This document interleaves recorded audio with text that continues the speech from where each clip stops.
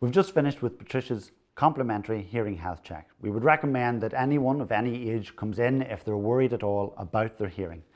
The stats show that 4 out of 10 people over the age of 50 have a hearing loss, and that rises to 7 out of 10 for people over 70.